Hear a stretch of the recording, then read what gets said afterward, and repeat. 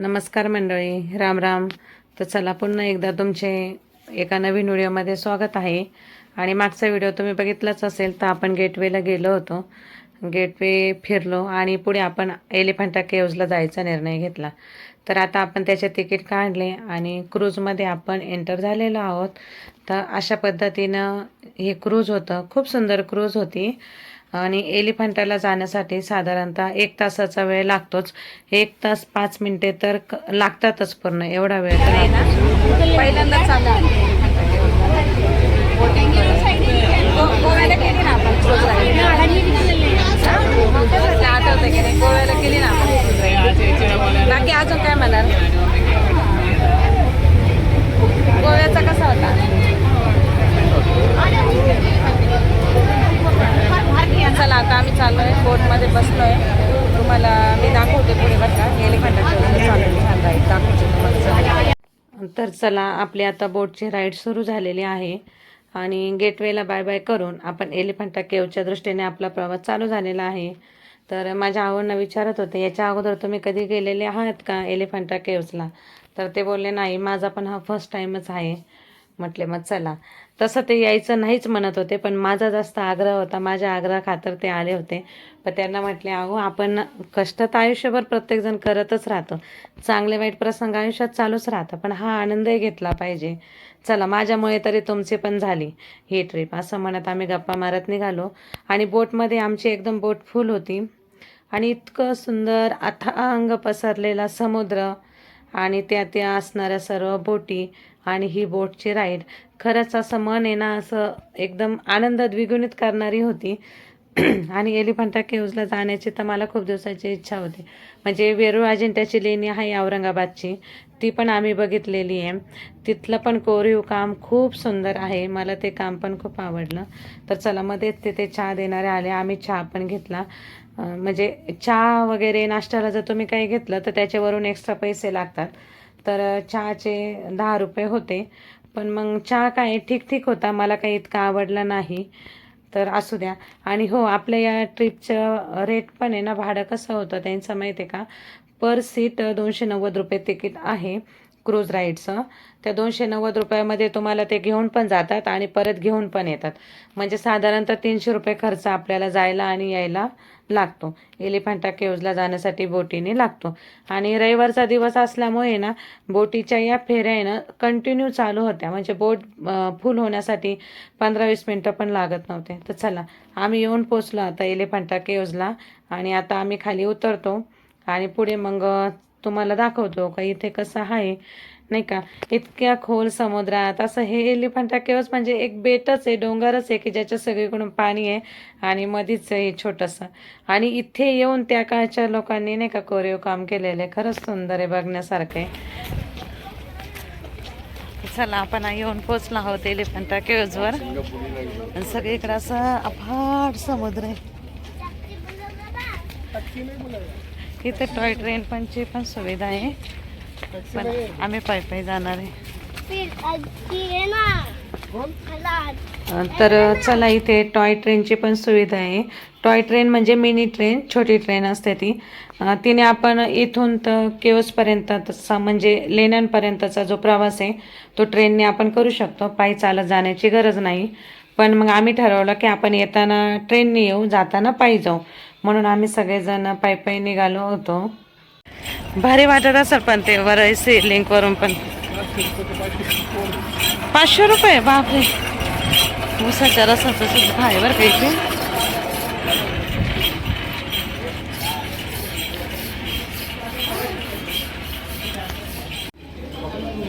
तर चला, आम्ही गप्पा मारत मारत येऊन पोचलो होतो लेण्यांजवळ. आणि मग ती चर्चा चालली होती की इथून आहे ना वरळी सी लिंक पण दिसतो, जो पूर्ण समुद्रातून जाणारा आणि 2 शहरांना जोडणारा रस्ता आहे, पूर्ण केबलवरचा रस्ता आहे.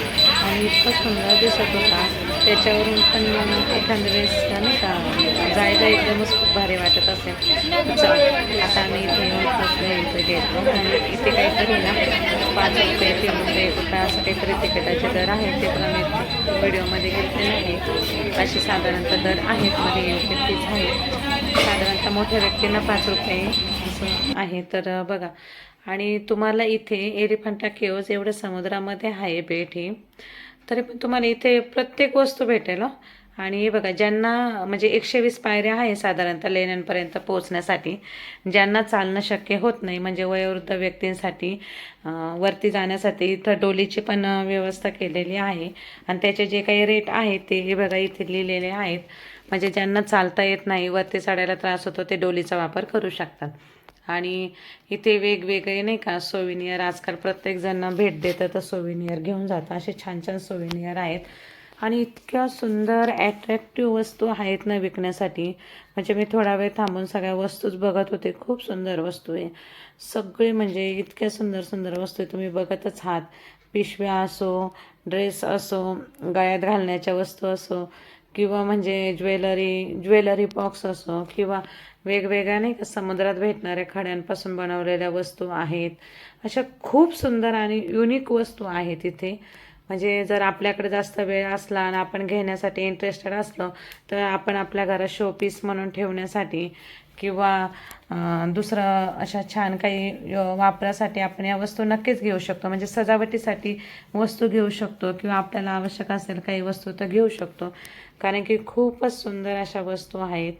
हे बघा, हे जे आहे ना, हे आपले कानातले वगैरे ठेवण्याचे जे असतं ना, त्याचे हे वस्तू आहे कानातले वगैरे ठेवण्यासाठी. पण ते किती सुंदर डिझाईनमध्ये केलेले ना. अशा म्हणजे खूप सुंदर सुंदर वस्तू होता. आणि समुद्रात जे काही भेटतं ना त्याच्यानुसार केलेल्या वस्तू, म्हणजे दगड गोटे असं म्हणतात ना, या त्याच्या पण वस्तू होत्या. खूप सुंदर वस्तू होत्या. तर तुम्ही कधी एलिफंटा केव्जला आले तर बाहेर जे काही वस्तू ठेवलेल्या आहेत ना, तर त्या नक्कीच बघू शकता. आणि तुम्हाला जर काही आवडल्या तर त्या पण घेऊ शकता. टॉईज बघा, इतके सुंदर सुंदर टॉईज आहे. छोटे छोटे छोटे जसे हवे तसे सगळे टॉईज आहे. चालून घामाघूम झालं आहे पाणी.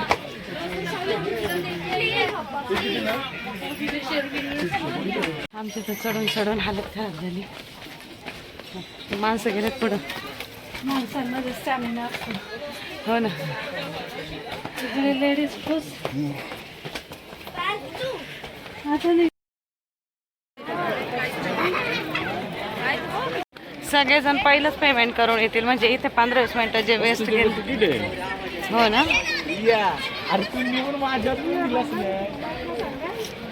जे तर हे बघा इथं म्हणजे ना म्हणजे इथे ना मस्त प्रशासनाने ना स्वच्छता, सुंदर एकदम स्वच्छता केलेली आहे. साफसफाई सगळी आहे. गार्डन पण छान बनवलेले आहे. केवच्या बाहेर सगळं सुंदर आहे.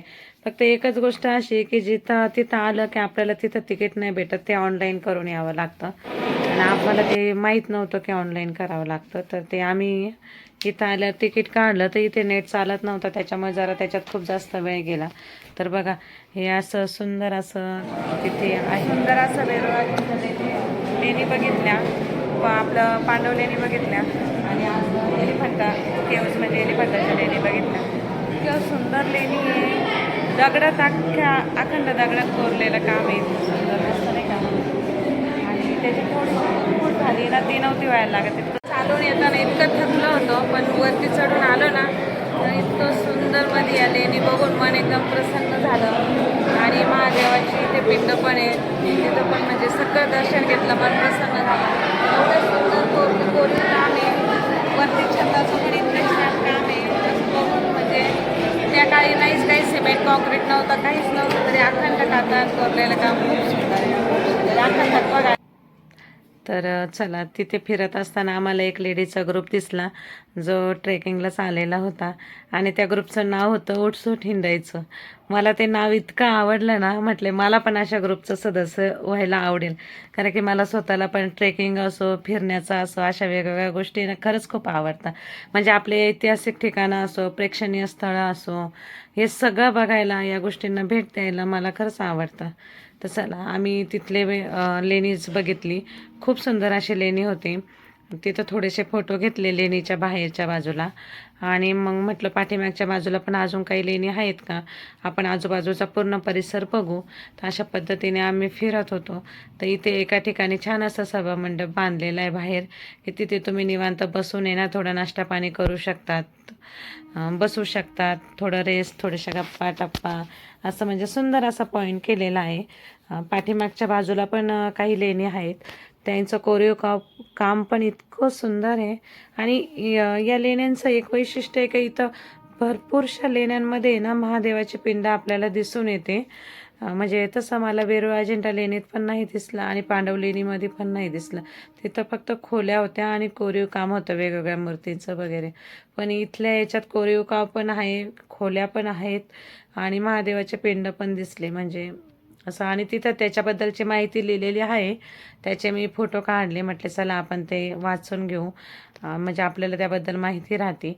बाकी लेणी तर असे मनच प्रसन्न झालं बघून. आणि तुम्हाला पण नाही का एलिफंटा केव्जबद्दल काही माहिती हवी असेल ना, तर तुम्ही एलिफंटा केव्ज असं टाकलं ना गुगलला, तर हे बघा अशा पद्धतीनं तुम्हाला सगळी माहिती भेटेल. तर हे बघा असे महादेवाचे पिंड आणि आजूबाजूला खोल्या आहे. कदाचित त्या काळी लोक इथं येऊन आहे ना ध्यानधारणा वगैरे साधू संत करत असणार. तर खरंच खूप अप्रतिम असं लेणी आहेत. आणि ते सर्व फिरून झाल्यानंतर आम्ही मग निघालो परतीच्या प्रवासाला. आणि हो, आपल्या एलिफंटा केव्जला आहे ना खूप जास्त प्रमाणात फॉरेनचे पर्यटक पण आहे ना भेट देत असतात. त्याच्यामुळे प्रशासनाने तिकीट बुकिंग असो किंवा बाकीच्या काही गोष्टी असो ना, यांच्या सुविधा खूप चांगल्या पद्धतीने दिल्या गेल्या पाहिजेत. कारण की बाहेरून येणाऱ्या पर्यटकांना त्रास नाही झाला पाहिजे. म्हणजे आम्हाला इतके फॉरेनर दिसले तिथे खूप जास्त. तर चला आता उतरताना आम्ही म्हटलं थोडासा नाश्ता करू, म्हणून आम्ही एक दाबेली घेतली. थोडासा तिथे ऊसाचा रस पण घेतला. पण मग जेवणाचे प्रकार जर म्हणाल तर एलिफंटा केव्जवर तुम्हाला सर्व काही खाण्यापिण्याचं सगळं भेटेल. पण मग शेवटी चव जशी हवी तशी काही इतकी खास टेस्ट नाही मिळणार. पण मग तुम्ही तुमचं नाश्ता पाणी सगळं करू शकता. तर चला जाताना आम्ही आता टॉय ट्रेनचं तिकीट काढलं होतं. तिकीट काय फक्त 5 रुपये होतं. तिकीट काही जास्त महाग नव्हतं. आणि आता आम्ही ट्रेनने प्रवास करणार आहोत.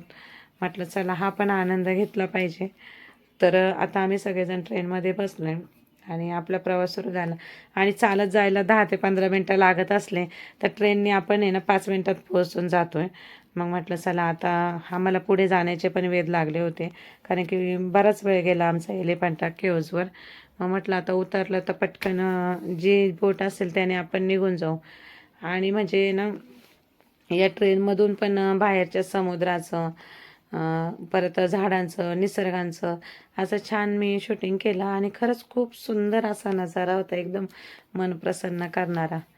तर चला आता तिथं उतरलो की आम्हाला जी बोट मिळेल त्या बोटने आमचा परतीचा प्रवास सुरू होईल. तर तो पण तुमच्याबरोबर थोडक्यात शेअर करू.